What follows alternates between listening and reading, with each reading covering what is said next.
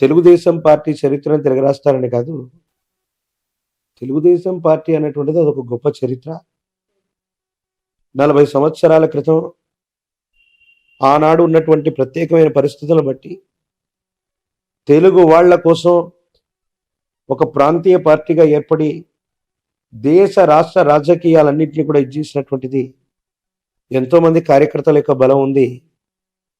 Junior NTR గారు రావటం వల్ల అడిషనల్ ప్లస్ అవుతుంది తప్ప వారు మాత్రమే రావటం వల్ల ఈ పార్టీ నిలబడుతుంది అన్నటువంటి దాంట్లో వాళ్ళ అభిమానులు బాధపడచ్చు, వారి అభిమానులు ఇదవ్వచ్చు. ఆయనకు ఆ ఉద్దేశం ఉండి పార్టీని బ్రతికించాలన్నటువంటి స్థితిగతి ఉంటే ఈ పార్టీకి ఎప్పుడో వారు వచ్చి ఉండేవాళ్ళు.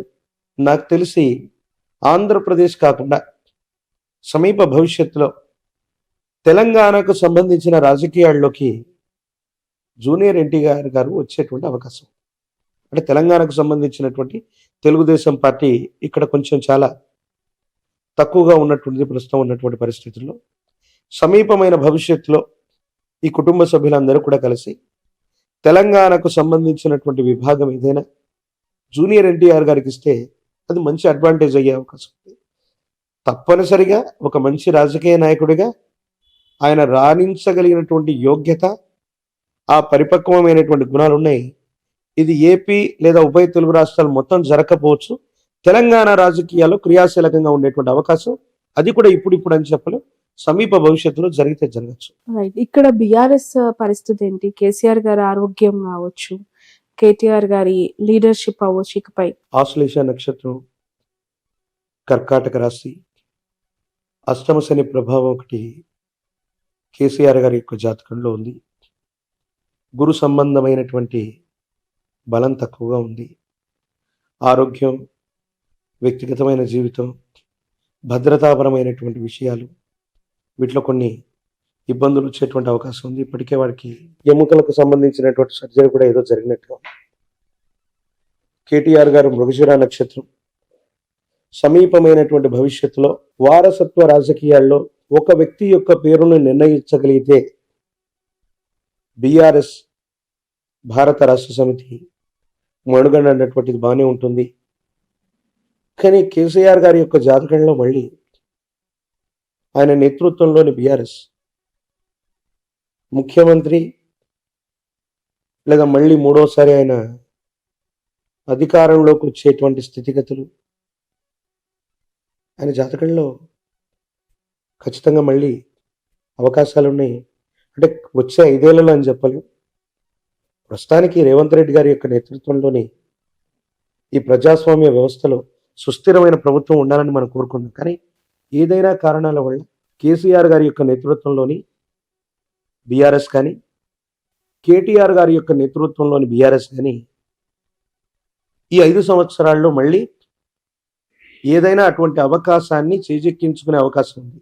అలాగే ఇదే కుటుంబానికి సంబంధించిన హరీష్ గారి యొక్క నేతృత్వంలో, హరీష్ రావు గారు, నాట్ ఓన్లీ బీఆర్ఎస్,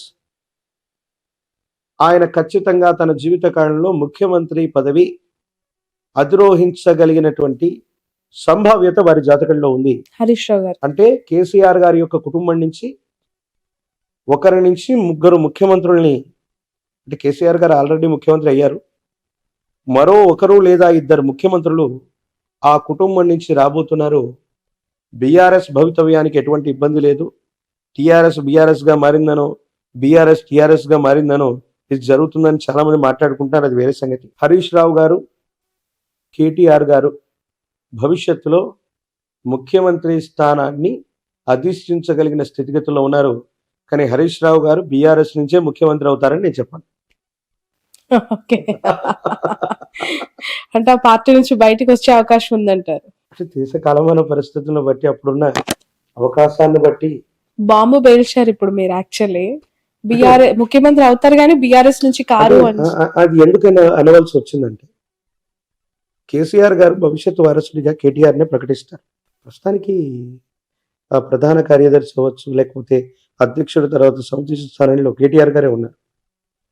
ఎవరైనా ముఖ్యమంత్రి అవ్వాలి అంటే పార్టీ నిర్ణయ ప్రకారంగా అధ్యక్ష స్థానంలో ఒక వ్యక్తిని ఎన్నుకోవాలి. అది శాసనసభకు అధ్యక్షుడు, లేదా పార్టీ ఎమ్మెల్యేలన్నీ కలిసి ఆ అవకాశం హరీష్ రావు గారికి వచ్చే అవకాశం ఉంటుందని నేను అనుకో.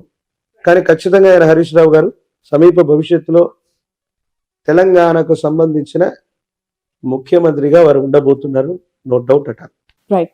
Thank you so much for your valuable time అండి. చాలా విషయాలపైన మీ అభిప్రాయం మాకు తెలియజేశారు. సంతోషం.